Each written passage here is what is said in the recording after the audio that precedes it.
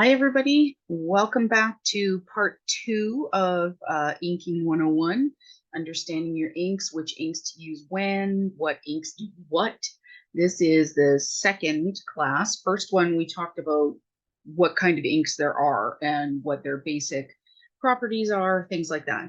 Today, we're going to be talking about dye-based inks versus pigment-based inks. So what is the difference? When to use which? Why would you use one versus the other? That's what we're going to be talking about today. Okay, so hope you buckle up and get ready for hopefully a good class. We'll see how things go, right? Okay, so we're talking about the differences between dye-based inks and pigment-based inks. Again, as I went over in the first video, the reason there's two different reasons. Okay, so dye-based inks are water-based inks. They absorb into the paper. So if you look here, you can see how far down that almost went all the way through my paper, but you can see how much it's saturated and came through there, right? So you can see that. Let me double check and make sure you can see that. Feels like you should be able to. Yeah, there we go, right there. Okay, so you can see how much that's saturated down into. This one here is the pigment-based ink, which sits on top of the paper. Okay, so it's got an oil or a glycerin to it, so it doesn't absorb, paper doesn't absorb that kind of liquid as well as it does the water. So it sits on top of the paper, and your color sits on top of the paper. So you can see here pretty clearly, actually, it didn't go into my cardstock, right? So it didn't even, it's just sitting right on top. Okay. So why would I want to use that then? Like what's the point, Kareem? Okay, so that means then that there are reasons why you want to use one ink versus the other ink. Okay, so when you are doing alcohol coloring or anything that has a solvent base to it, you need to use a watercolored or water-based ink. Otherwise, it will reactivate whatever you've stamped and it will smudge and move your items around. If you're doing watercoloring, you need to use a pigment-based ink so that it doesn't reactivate your outline or whatever it is, excuse me, that you've stamped. Otherwise, because then you'll smudge your image. Okay. So let's talk about dye-based inks. So there's many different kinds of dye-based inks out there. Just find a good one that you like that has the colors that you like. Yeah, there's no reason not to use them. I recommend you do need both inks actually. If you're going to be stamping, if you're going to be card making, if you're going to be color blending, any of those kind of things, you do need both kinds of inks. There are reasons to have the dye-based, and then there are reasons to have the pigment-based. Okay. So let's talk about stamping and what does that look like. Okay, so I stamped out these images earlier, and I'm actually going to be coloring these using the inks, but I want it to continue to dry because you do have to let your inks dry a little bit. But I'm going to show you the reason why you would use one ink versus the other when you're using a sentiment or a stamp, etc. Okay, so I've got this Mary stamp here. I'm going to start with a dye-based ink. So the dye-based ink that I'm going to start with is Memento, and I'm just going to do them all in black. Okay, so this is Memento. It is a fast, fade-resistant dye ink. It is also acid-free, so you can use this if you're scrapbooking. That's something that you want to pay attention to if you're planning on doing any of these techniques for a scrapbook. You want to make sure you're using something that is acid-free. Versus card making, most people for cards, we don't need them to last eons. Okay, so I'm going to take my black Memento here and I'm going to start stamping up or inking up my stamp. And I'm going to bring it back up to the camera here so you can see what's happening. So I'm putting the ink all over the place and I'm shifting it because we tend to have, we start to make habits of on our ink pad where we like to pretend to like to stamp. So I like to shift it around a little bit. But I'm going to bring this up. I'm not sure if you're going to be able to see it, but behind there you can see it has not done a great job of sticking to my stamp. So if you're stamping with a dye-based ink, doesn't mean that you can't do it. It just doesn't do a great job of adhering to the stamp. If you're going to stamp with a dye-based ink, I highly recommend using a stamping platform because then you can re-ink it up again and go back. I'm not doing that today because I want to show you the difference. Okay, so I'm just going to hold this on here. Now this, because it's a dye-based ink, will absorb into the paper. Okay? And I'm going to pull that up. Now, not all of this is the fault of the ink. So I obviously missed some places here in the M, but you can see all of those little hole areas because the ink didn't actually stick to the plastic or the silicone or the whatever your stamp is made out of. Okay, so it didn't stick to it. So you get all of those little kind of holes. It's not a clean, crisp image. Okay, so I'm going to put that to the side now. Now I'm going to stamp it in my black pigment ink. Okay, so the pigment ink that I like to use the best is the VersaFine Clear. VersaFine has two different. They have VersaFine, and then they also have VersaFine Clear. This is their newest creation, basically a formulation, and it has a higher level of pigment and glycerin in it, so it sticks to your stamp and you get this really deep, rich, intense color. This is my favorite one for using if I'm stamping something that I'm going to use for a sentiment or a silhouette, which I will also show you. Okay, so I'm going to bring this in and I'm going to ink it up using roughly about the same amount as I did with my Memento, the water-based one. Okay, I think that's even a little bit less than what I did with the Memento, but okay. Now I'm going to bring this up to the camera and I'm going to show you. But look at how shiny and solid that is. Okay. So it looks like it's clear, it's adhering to my stamp better. So now I'm going to stick that down and I'm going to give it a minute because again, in the first video I told you this does not absorb into the paper, right? So this is a pigment ink. It doesn't absorb. You need to give it time for the friction of holding it against your paper. So the stamp and the paper to have that little bit of friction so that the ink will then transfer from your stamp to your paper. It's not going to absorb like the water-based ink does. Okay? So I'm going to lift that up. I'm going to stamp a quick wipe here. Okay. Now, look at the difference, okay? So this is the water-based or the dye-based, and look at how crisp the edges of my pigment-based are. So you can see why I prefer to use this one for stamping my sentiments and any kind of silhouettes that I'm going to do.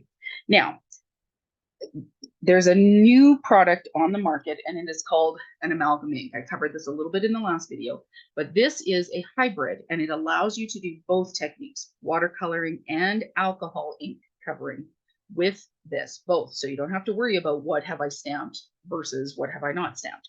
So I'm gonna ink this one up and we'll show you what this one does too.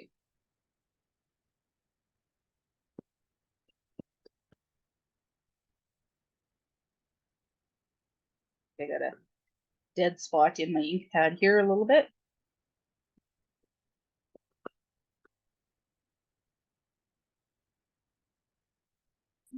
Definitely see where I get into the habit of tapping down and stamping on something then. Okay. So holding this up again so you can see. So maybe not quite as good of a cling job as my pigment ink, but definitely better than the dye-based ink. Okay. So I'm going to stamp that down. Give it a minute. Go A, B, C, 1, 2, 3. And I'm going to pick it up. Give it away. All right. So now, if you look, so here's my dye-based, here's the amalgam-based, and there's my pigment-based. So one is definitely clearer, but you can see that there's a clear transition going from one down to the other, from not so clear, not too bad, to really crisp, clean lines. Okay. Now I'm also going to show you the difference between using a dye-based on a silhouette, dye-based versus pigment-based on a silhouette stamp as well. So let me just grab 2 pieces of paper here. And I'm just using regular cardstock here. This is just think this is 80-pound Nina Classic Crest. Okay. So this will tell you, this will give you a good example of why you want to use one ink versus the next. Okay. Sorry, guys. Okay, so I'm going to ink up my stamp. So a silhouette has lots of area on it. So if you're going to use a dye-based ink on a silhouette stamp, absolutely you have to use a stamping platform. Well, you don't have to, but I highly recommend the stamping platform because your odds of being able to reline this up in order to match all of those fine details is pretty slim. But I'm going to hold this up. Okay, so you can see it's pretty watery, right? But let's just take a moment here and I'm going to stamp her down. Okay. Just giving it a minute. A, B, C, 1, 2, 3. Okay. There's our image. And you can see there's a lot of white. Like she looks kind of, you know, like back when they used to do the test pattern when your TV would crap out and then you get like the gray fuzz or that shh. That's what it looks like. Okay. So it's not bad. There's nothing wrong with it per se. It's not bad. It's just not great. It could be better. There's nothing wrong with that if that's what you're going to get. Somebody will be, you know, and you're making a card for somebody. Somebody's going to be really happy with that. That's just lovely. Now, these are stamps that are created by Lavinia Stamps. She does these beautiful fairy lines that have these gorgeous, gorgeous details in the wings and like in the little dandelion here. Very, very fine, fine details, which also makes it more difficult to come back and to be able to hit all of those really wonderful areas. So you can see here, just check out the shine and look at how much darker that is compared to what I was doing with the dye-based ink. Okay, so now I'm going to set this down. Okay, and I am going to give this a minute. This is a pigment ink. It doesn't absorb into the paper. It's going to sit on top. So I have to give it a moment for that transition. Okay. The other thing that I'm not going to be doing, I am folding it down, but I'm not doing chest compressions. I'm not like pushing it into. This is a little bit of stamping foam, so it's kind of like a mouse pad. So it gives something for the paper and the stamp to kind of bite into, have a little bit of give. But I don't want to do chest compressions because then what happens is, for example, when you look at the lines on this particular stamp, so I'm looking at this Mary from a Merry Christmas stamp set, right? If I were to push down too hard on a solid surface, what happens is I create too much pressure on this, and this actually gets, and then it blows out the line, right? So it actually makes it thicker than it's supposed to be. So I'll have a nice straight line here, and then it kind of blobs out, and then straight again, right? So it creates too much depth and dimension, not depth, but imperfections in your stamping. That's one of the ways to get that. So you don't need to be pushing down. I'm just holding it here. Now I'm going to lift. Okay. And I'm going to put this aside for now. And I want you to look at the difference. Okay. So try and put these side by side, but look at even just through the camera. So there's a few areas which I can go in and touch up with a pen, but that is an awfully good image, especially because I didn't use a stamp platform, just a simple stamp. But look at the difference in the saturation level. That's the difference. This is a dye-based ink. This is an pigment-based ink, which has the glycerin, which sticks to your stamp. Okay, that's what you want to remember. And that's why we use one versus the other for certain techniques. Okay, so I'm going to put this away now because I am done stamping. So I'm just going to put this away.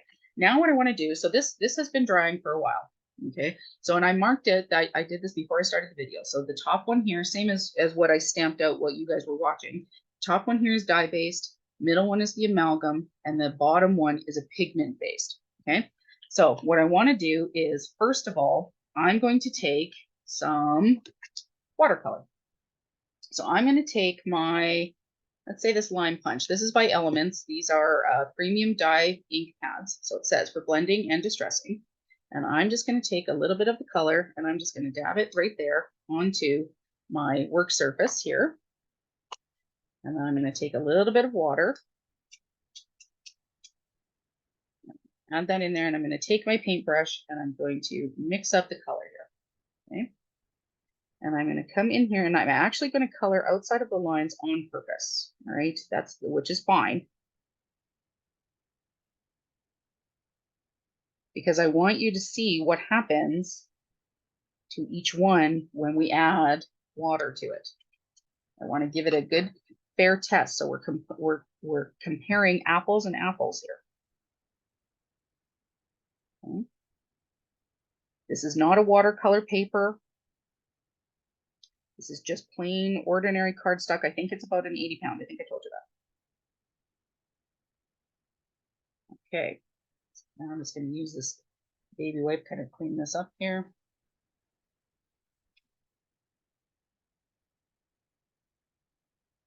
Okay. Well, this is giving some very interesting results. So look at this top one. You can see here, okay, you can see where I've added the water and look at what's happening to my image here. So all of the ink that I use, the dye-based ink, is now being reactivated and it's being sucked out into the places where I've added the water. Okay. It's a funky look, but it's usually not what we're looking for. Versus, okay, here's the amalgam ink.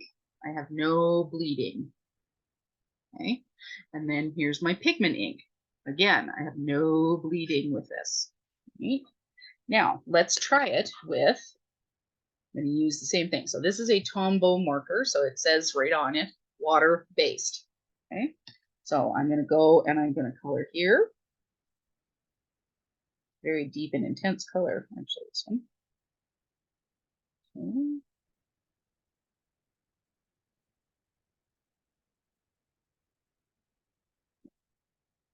Okay. So that didn't take long.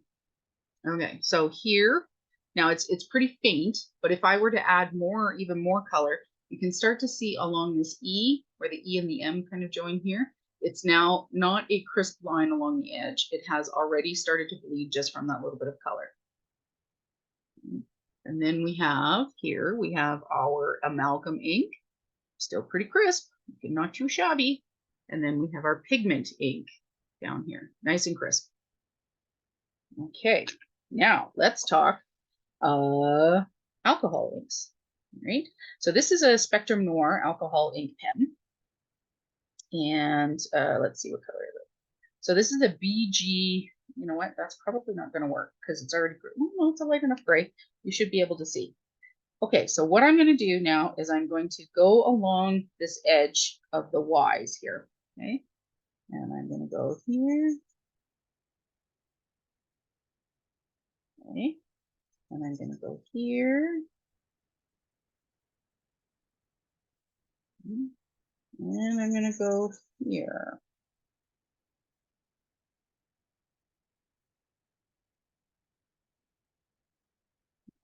More there. And a little bit more there. Cheated and get a little bit more here. Okay. So just in the couple of moments, you're starting to see, so this is the pigment ink here at the bottom. This was really nice and crisp. Now you can see it's starting to blur just a little bit. If I were to keep coloring in this image and adding more of the alcohol to it, it would start to blur and lose its crispness again. Amalgam seems to be pretty okay there. Water-based, perfectly fine, exactly where it was. Okay, so you can see why, if you're looking at doing any kind of coloring techniques, it's why I do recommend that you have a good amalgam ink, like in the black, because you can stamp and color in anything. You're ready to go. The other ink that I really do recommend having is a good black pigment ink for stamping your sentiments. Those are the two that I recommend the most. If you're starting, those are the places to start. Okay, but you have to know which ones you use when, right? Pigment inks are only for silhouettes and for like if you're stamping, they're only for silhouettes and for sentiments. That's it. Everything else, I absolutely use the amalgam ink all the time, 100%. All right, so I hope that that kind of clears that up. Okay. The other thing that I wanted to show here is how these colors blend.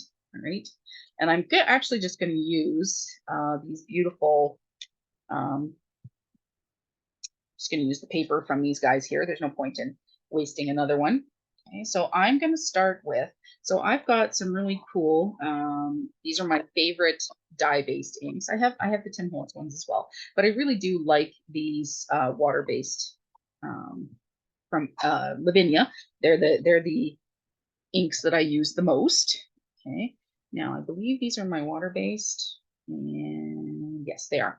Okay, so because I have different coloring things that I use for each one. So these are my brushes that I use for my inks. And I am going to start, I think I want to do the yellow and I'm going to come down. And then on the other one, I will use my pigment inks. So here's how you can use them. You can use them watercoloring, which I showed you with this guy. So you can use, like I put the green down and then picked it up with some water. You can use that for sure. That way, not a problem, but they also blend really, really nicely. So I'm going to pick up, start with this Sahara color here, and I don't want to go all the way across, but I'm just going to pull in some color here.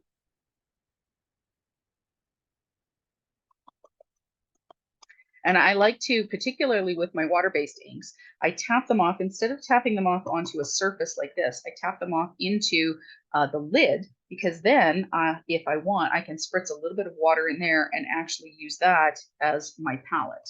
It also gives me another place where I can pick up the color from if I need to. I want to bring a little bit more color in here.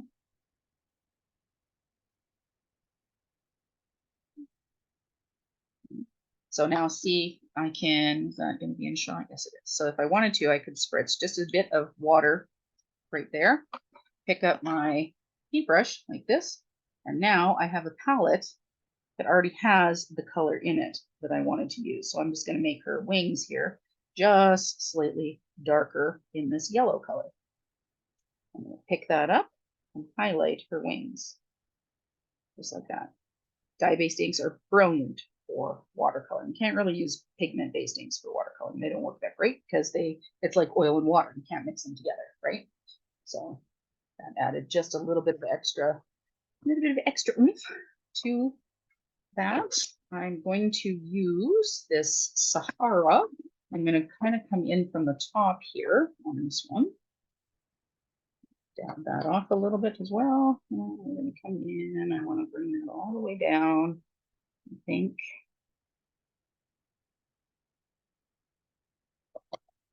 I'm going to make it a little darker at the top. Obviously, I really need to clean my brushes here.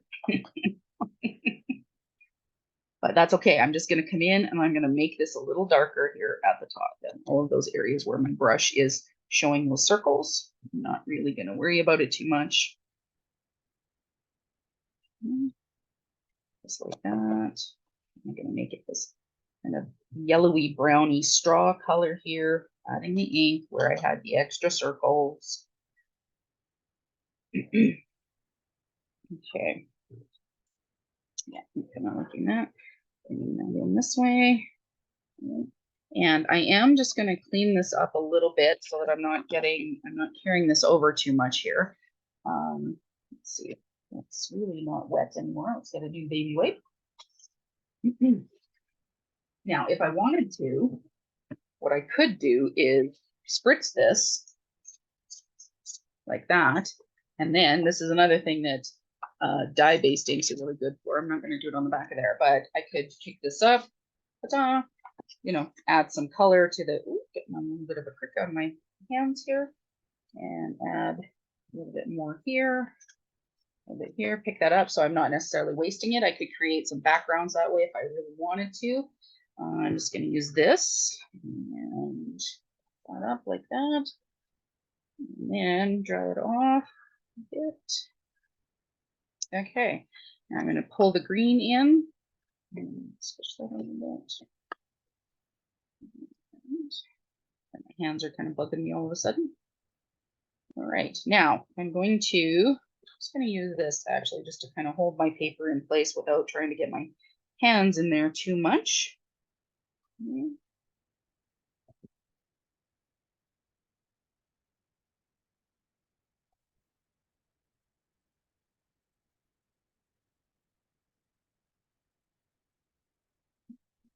Now, what I do recommend though, when you're looking at doing inking and you're talking the difference between dye-based and pigment-based, make sure that you have different brushes, okay? You don't want to be mixing your pigment-based with your dye-based. Dye-based has a water base to it.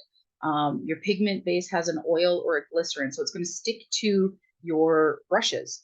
So if you're only gonna have one set of brushes or sponges or blending tools, whatever you use to put your inks on, if you're only going to have one of them, then you need to, every time you use your next, like if you're switching from a dye based and you want to use your pigment based the next time, you need to clean your brushes. Okay, so for me, because I'm too lazy to do that, I have a set of brushes for each one. I have brushes for pigment based, my dye based, plus I also have two separate ones for my Tim Holtz distress inks and distress oxides. So those are 4 different formulations of inks. Dye-based inks, so for example, these ones, I wouldn't change because I use these for my dye-based inks. If I was using this with my mementos or if I had Stampin' Up dye-based inks, I wouldn't change these. This is any dye-based ink is fine. Same thing with the sponges or the brushes that I use for my pigment inks. Any pigment ink is fine. If I'm using a green, I'm using a green, I'm using a green. It's pigment based. It's got that property to it. It's just because the distress inks and the distress oxides also have different formulations from your standard dye-based ink and your standard pigment-based ink. So that's why I have 4 different sets of brushes. You can, as I said, you can get away with only having one set of brushes. You can do it, absolutely. You don't have to have full set syndrome, etc., etc. But you do need to watch them to make sure that you are washing them after each time. So look at this beautiful blending that I've got on the go here. Okay, what I'm going to do again, because these are the water based, I'm going to take my paintbrush and I want to ground this a little bit. So I'm going to add in some green. So I've taken a little bit of water and I've added it into what I call my palette. This is actually just the lid. Okay, and I want to highlight where she's standing and where this dandelion is. Okay, so I'm just picking that up and I want to darken that. I don't want everything dark. Okay, but this is a really easy way of adding and creating that beautiful shadow. So in the same way that I darkened up her wings using the same color, I'm now just adding this extra of the same shade. Okay, so this is another way that you can use your inks without having to have multiple colors. Okay. So let's use the wipe to clean that off. I don't always recommend using your baby wipe to just clean off the paintbrush, but again, lazy. Okay, now look at, so I've grounded her. Okay, so now it looks like she's on a little hill, but I've used the same color. So 3 colors, and I've got this gorgeous background. So I'm going to cover this up so I don't get any water in it, or any more water. Obviously, I did get a little bit there. Just a minute, I'm going to have to wipe that now. I spritzed a little too much water in there.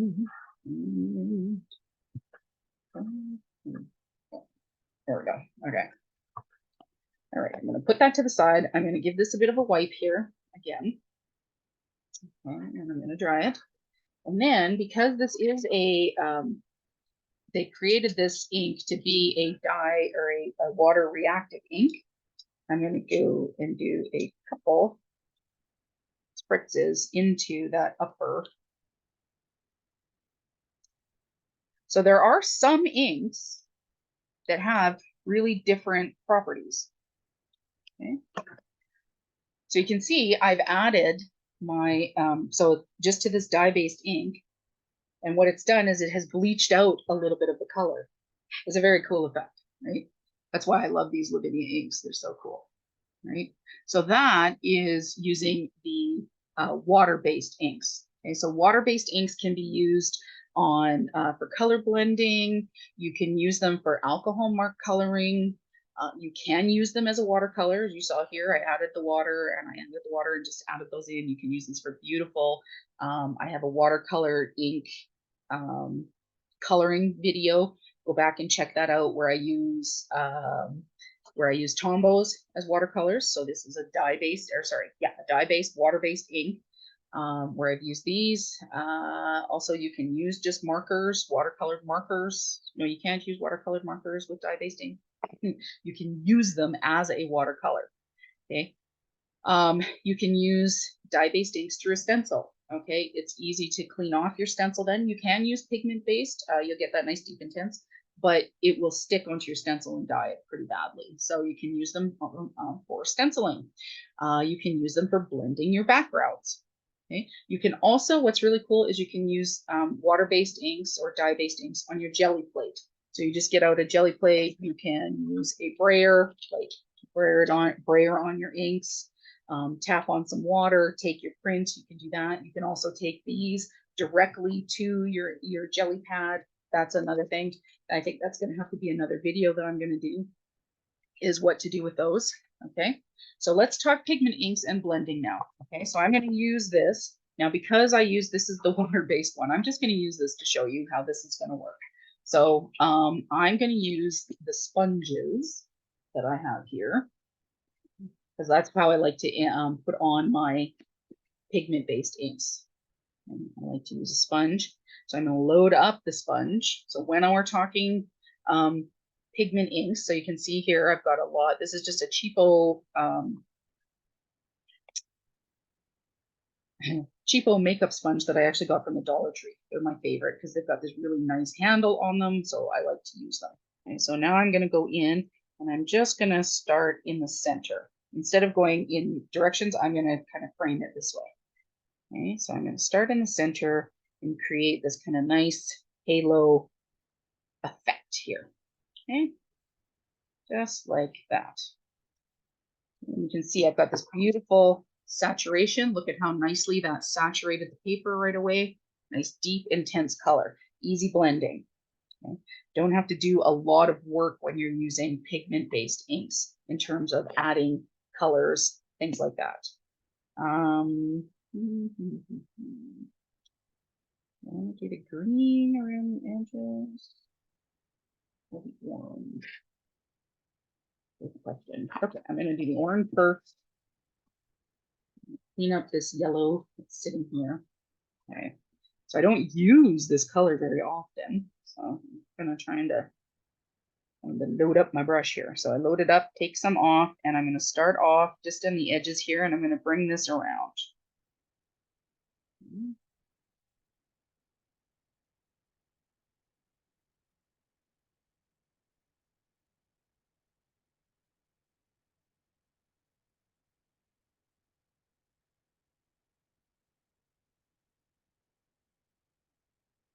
So when you're color blending, so this is not inking 101 kind of thing, but when you're blending your colors, you want to bring them into the previous color. Okay.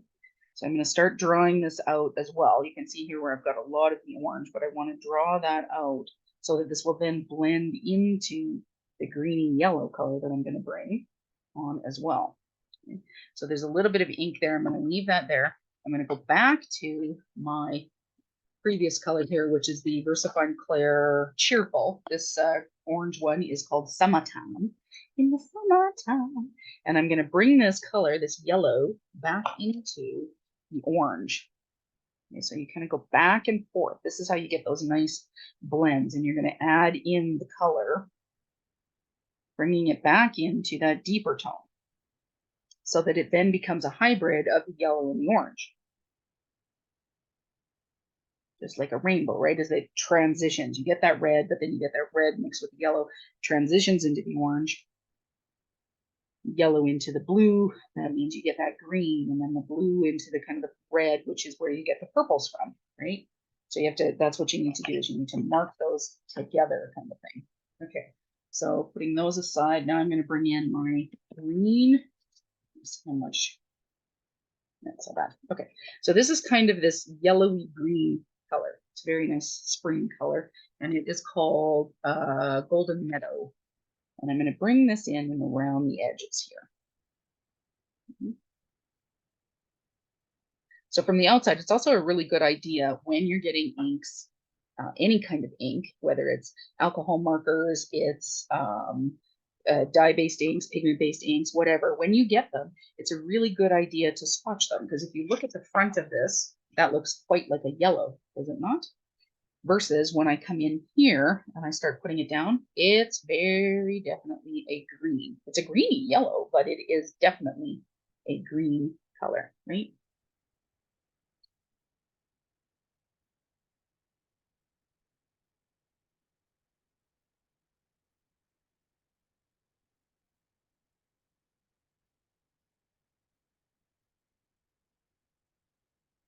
Okay, so these inks,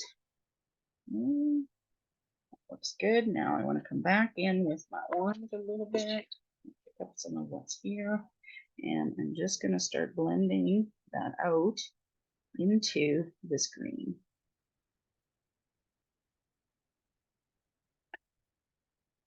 Because I want it to have a more cohesive look to it. It needs to be transitioning from this orangey into the green, the reddish color. So it is going to give me a bit of a brown, but I don't mind that.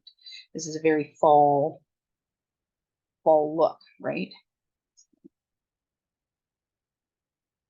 That works. I'm just going to put them aside here while I put my sponges aside and clean up my mess. So now you're looking at all of this ink that's down here and thinking, oh, green, you could use that, right? Not really, because it doesn't necessarily. I'm going to add a lot more water down here, and I'm going to use that same piece of, actually, I'm going to use this one. So this one's got no color on it. Whoops. Okay, this one's got no color on it, right? So I'm going to try doing this, but it doesn't, see, it doesn't pick up. So this is not useful for doing those kind of watercolor techniques. I can't pick this up and paint it onto here. So I've added some water here. Let me add more water. So I've added quite a bit of water. And I'm going to try and pick this up, like mix it together. Look at it, it doesn't mix because it's oil and water, right? Like a glycerin. And that's not going to be enough. There is some color there, but that's not enough for me to be able to create a beautiful picture out of, right? Let's see. And as you can see, it also does have a tendency to stain your surfaces, right? Because pigment inks are a permanent ink. They just don't dry quick enough to be using. Well, they don't dry actually on a solid, not a solid, a non-porous surface, right? But it will dry. So I'm actually going to use my Stays On cleanup thing here. Stays On all-purpose stamp cleaner, just to kind of move that a little bit around in here.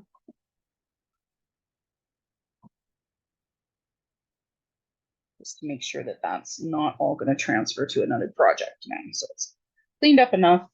That will be good. Okay, so I'm just going to double check to make sure that I've covered everything on the on my sheets there of pigment versus dye based. Oh, the other thing, that's what I forgot about, is okay, so let's throw that away. So now on the other one, on this one, I was able to, because it is a water reactive ink, I was able to spritz it and get a bleaching effect. This is not a water reactive ink. It will not bleach, right? That's just what it is. That's how it's going to be. Okay. So if I wanted to add in some, I also can't watercolor with it. I showed you that it will not mix with water, which is what makes it brilliant for doing watercolor painting, right? Like if I was going to do coloring with watercolors, like this kind of thing, I need to be using a pigment ink. This would not be smudging if I used a pigment ink, right? So I could have watercolored over top of this image if I wanted. I used a dye-based ink. It didn't reactivate any of that. This, okay, was the watercolor. You notice it didn't smudge, although I didn't get a great stamp with my Memento ink on this, okay, because it's a dye-based. It didn't smudge or reactivate any of the ink in my silhouette. So I was able to use those inks over top of my silhouette, which is good. Okay. The other thing that you can do that makes pigment inks really, really awesome is they stay wet long enough to, what's the word that I'm looking for? Pigment inks stay wet long enough in order to emboss with them. Okay, so if I wanted to stamp with If I wanted to stamp a sentiment using my summertime, I wanted it to say love in bright orange, I could use this with a clear embossing powder and it will stamp and come out beautifully. It is essentially, in that way, it has almost the same properties as your Versamark, so your watermark ink, that you could use this for that. You know, also pigment inks will always be, and I am going to do a different specialty pigment video, I think, but if you have a metallic or a sparkly or a glittery or a sheen ink, that means it is a pigment ink. Okay, it has to be a pigment ink because it has to float the mica, which is what adds that sheen in your ink. If it was just a water-based one, all of your ink would settle to the bottom, all of your pigment. So I'm not sure if you can see this, but at the bottom, okay, I have some perfect pearls in this bottle of water, and it has all sunk to the bottom because it doesn't mix together, because there's not a medium in here that helps to float it. The medium in these is either an oil or a glycerin that helps it float and continuously mix with your colored medium, right? So it allows your mica to continue to float and intermix with your dye-based. Versus this one, I always have to give this a really good shake to get that to start moving. And now you can start to see where the mica starts to float in my water bottle here. Okay, so that's Perfect Pearls, the white that's in there. Okay, so yeah, then I also have, if I wanted to, okay, anytime you're looking at a white ink, that means it's going to be a pigment ink, because there's no point in making a dye-based white ink. It's just going to absorb into your paper. It's not going to sit on top. You need it to sit on top in order to get it to do anything. So let's see if I can get this to, I don't know where my main white pigment ink brush went to, but I could do this.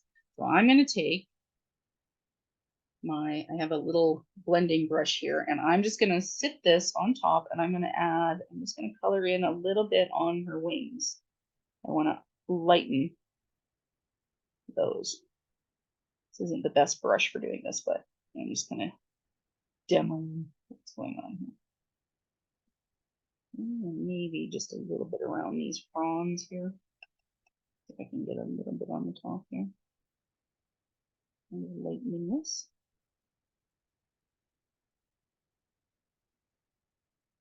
Okay, now I'm going to bring that up so that you can see it. Now I haven't added a touch, but look at how much lighter that made those areas, right? So I just added just a skosh of the white pigment, but it has lightened her wings and the little dandelion puff here. Just enough so that it kind of lightens it up a little bit, but this would not happen on, like if it was a white dye-based ink. There is no such thing as a white dye-based ink. And if they're trying to sell you one, don't buy it, because it's just going to absorb into your paper. It's not going to sit on top. You need it to sit on top so that it actually adds that lightened or that white hue. Okay, you want it to actually have that hue to it. Let's see if I can get this out here. This is a color box. Let me pair scissors. So this is a bronze pigment ink by Color Box. It's a tiny little cat's eye. I don't know how much it's got in it, but I'm going to use this and kind of draw it across underneath her feet here. See if I can get a little bit of a shadow. This isn't normally how I would use this, but it's going to work, actually, not too shabby. And the only reason why I'm using it this way, well, actually, there's two reasons. Number one, I'm a little too lazy right now to try and get out. I wasn't planning on doing this one in the video, but, so I'm not getting out a platform for it or a stamp kind of thing. So it's fairly dry. Let's see if I can the edges there a little bit. But this is a bronze pigment ink, so it's got a bronze mica to it. But what it's allowing me to do, because it's got this edge on it, is it's allowing me to add that little bit of brown underneath so that she's grounded now. And because of course it's that cat's eye shape, I had a nice little pin like point to it. Oh yeah, and see, look, you can catch the sheen, the mica that was in that brown. How cool is that? So not on the white just has the pigment, right? Like, so it's just got that opacity or opacity, however you want to say that. But look at the shine and the sheen. That's where I added the bronze pigment. So you can see that mica that's coming out that was floating, suspended in the medium of the ink of the dye. That's the whole point of having it in the pigment ink. It has to be in the pigment. If you've got it in a dye-based one, it's mostly just going to be sitting at the bottom of your pad, which what's the point in that, right? So you're just wasting your money. So don't waste your money on that. All right. I hope that this has answered a few of your questions regarding which ink when. Talking dye-based inks versus pigment-based. Okay. So on this one again, just as a reiteration, so I stamped the image in pigment-based ink. Look at how much more saturated that is, right? So it's stuck to my stamp. Okay. This one was done with the Memento, which is a dye-based ink. So it's not nearly as saturated. Okay. Then I was able to use my watercolors or my water-based, my dye-based inks over top of this, because this was done with an oil or a glycerin-based ink. Okay. I used my pigment inks on this one because this one was done with the water-based, so it didn't reactivate anything. So my dye-based inks, I was able to watercolor with. So I added some shading and some highlight to her wings, made those a little darker. Using this as the same yellow, but this one is a little darker. I added a little bit of grounding in the same color green, darkened that up just a little bit by using water with it.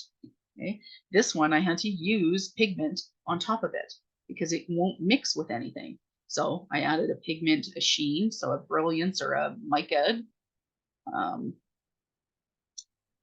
ink onto this one to add her little hill there. And I also lightened up her wings a little bit using a pigment as well to give it that little poof and a little white.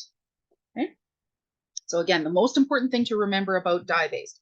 Dye-based is water. It sinks into your paper.